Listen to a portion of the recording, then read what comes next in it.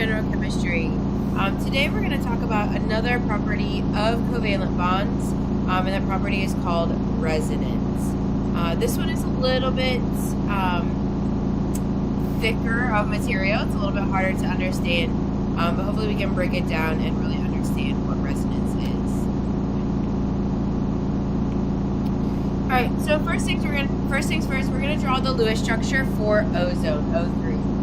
If you want to practice drawing Lewis structures, you can go ahead and pause the video. If not, I'll walk you through the Lewis structure right now. All right, so Lewis structure for O3. First thing we're going to do is tally up the total number of electrons. So we've got oxygen. Each oxygen brings 6 valence electrons. There's 3 oxygen atoms in O3. So we've got 18 valence electrons. Skeletal structure for ozone. We're just going to draw the 3 oxygens next to each other. It was really spread out. Why I did that.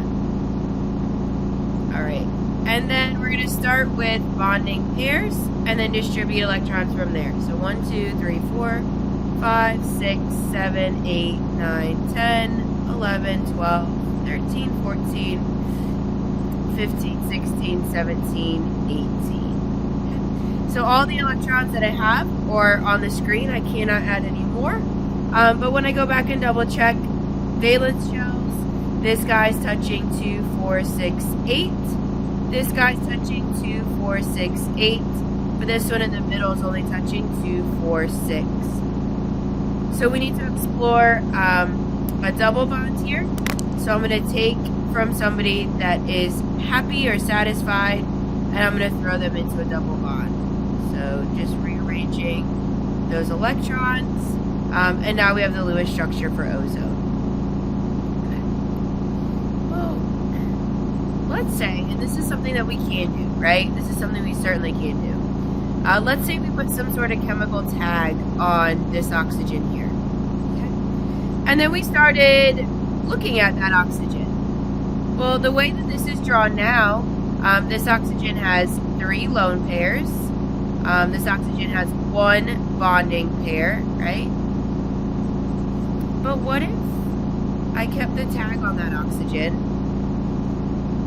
but it ended up being like this? Is there any reason that he couldn't be the one with the double bond?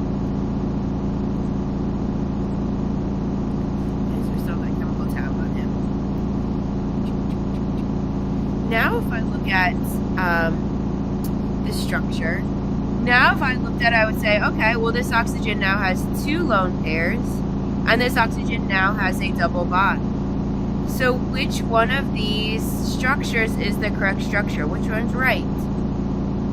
The answer is both of them. That's resonance. So resonance is having 2 or more valid Lewis structures for a particular compound. So I'm going to put my chemical tag on that oxygen again so you can see this. So 2 or more valid Lewis structures. The difference between the Lewis structures, the only difference that we should be able to see is just really the rearranging or the moving of electrons. So we're not changing the way things are bound together. We're not changing the atoms that are involved in this Lewis structure. We're just simply rearranging or moving some electrons around. Resonance, what does it do? Well, it delocalizes these electrons. Okay? So remember, electrons are not static dots, right? So we don't put electrons onto a piece of paper and we're like, yep, that's where they're at. They're staying right there, staying put. Remember, electrons are actually really kind of sneaky little sneaky little particles. So putting them as dots on paper probably isn't realistic. When we put them as a dot on a piece of paper, we are localizing those electrons. We're saying, this is your home and you're staying right here. Well, resonance gives us a better indication, a better picture of the fact that these electrons are not localized. They are, in fact, delocalized. They are not fixed in one position. They actually move around and are quite fluid.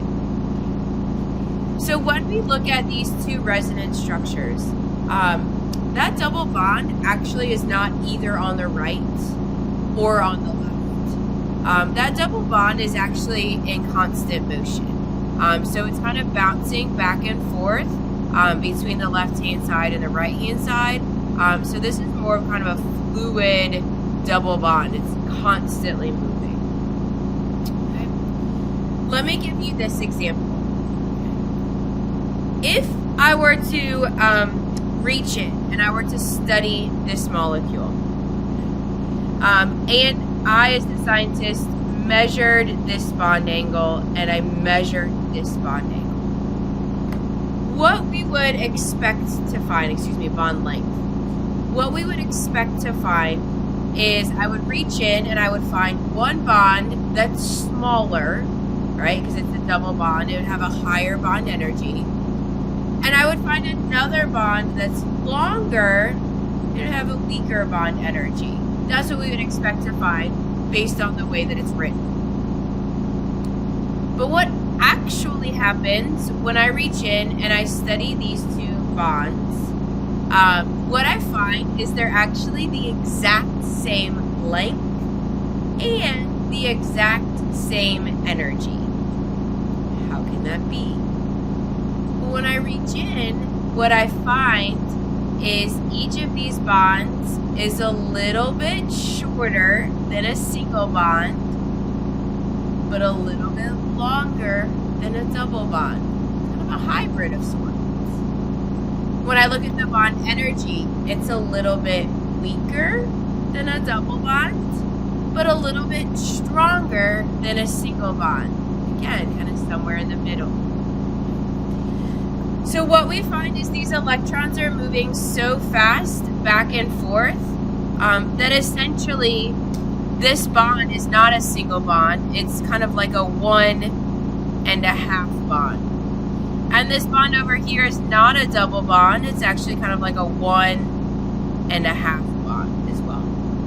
So that's what resonance is. It's this kind of movement of that double bond back and forth. This delocalization of the electrons, and that actually adds stability to these molecules. So let's take it back a minute. Let's see if we can predict the resonance structures for the following molecule. So I'll tell you right away that there's 3 resonance structures. See if you can predict those resonance structures. Go ahead and pause the video.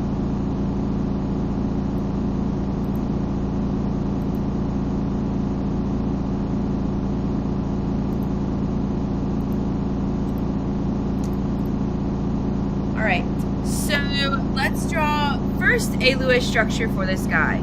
So nitrogen has 5 valence electrons.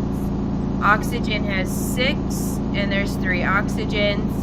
And then we also have this charge to take into account. So we add that extra 1 in there. So 6 times 3 is 18, 19, 20, 21, 22, 23, and 24 valence. Skeletal structure, so we've got nitrogen in the middle, and then we're going to put 3 oxygens around it. And then I'm going to start with my bonding pairs and go from there. So 1, 2, 3, 4, 5, 6, 7, 8, 9, 10, 11, 12, 13, 14, 15, 16, 17, 18, 19, 20, 21, 22, 23, 24. So I've used all of the electrons at my disposal. Nitrogen is not satisfied. He does not have an octet. So I'm going to take from one of these oxygens, I'm going to create a double bond. So this is the first Lewis structure for my nitrate molecule. Now we want to predict other resonance structures. So remember, other resonance structures are just the same setup, just moving that double bond. So another resonance structure would look like this. So instead of the double bond being on the right, maybe it's on the top. And then we put in our lone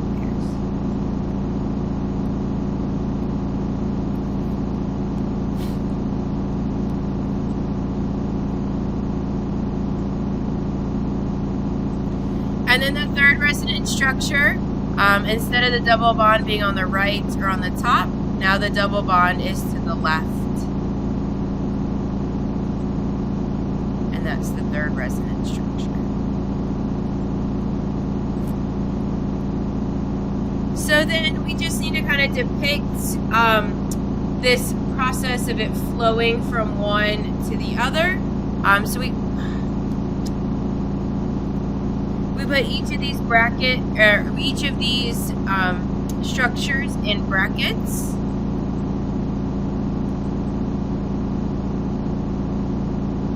And then we put a double-sided arrow saying it goes back and forth between these two. And it goes back and forth between these two. So that's how we predict and depict the resonance structures for nitrate.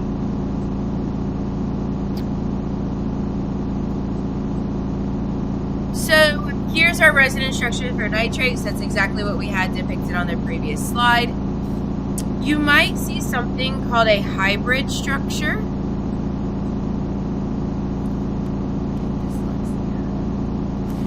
So hybrid structure is a way to show resonance without having to draw three separate structures.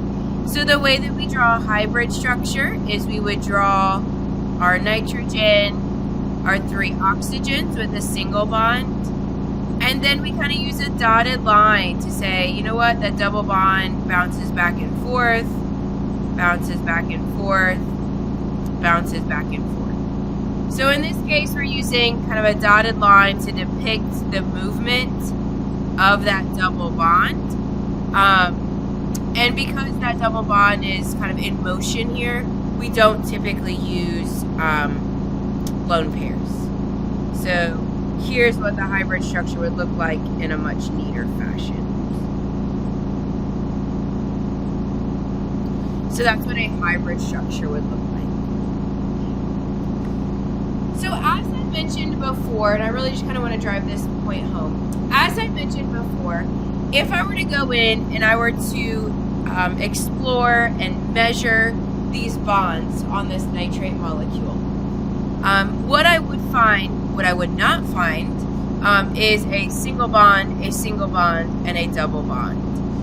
What I would actually find are three bonds that are completely identical. I would reach in and I would look that they're a little bit shorter than a single bond, but larger or longer than a double bond.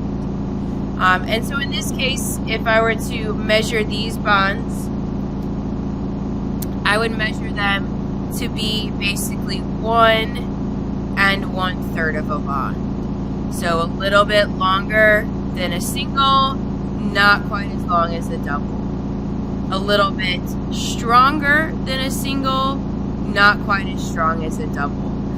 So that double bond kind of distributes itself among those three. This idea of a hybrid bond might be a little bit like out there. So let me give you a tactical example of a hybrid in real life. Okay. So here we've got at the top, we've got our two resonance structures. So we've got on one side a horse and on the other side a donkey, right? So if we were to breed a horse with a donkey, we get our hybrid structure, we get a mule, okay?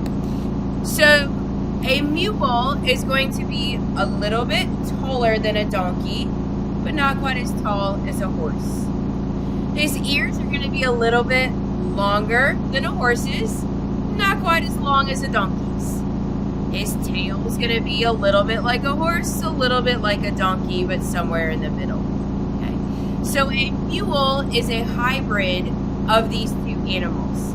Not quite as big as a horse, but still bigger than our teeny tiny donkey, right? Somewhere in the middle, a hybrid.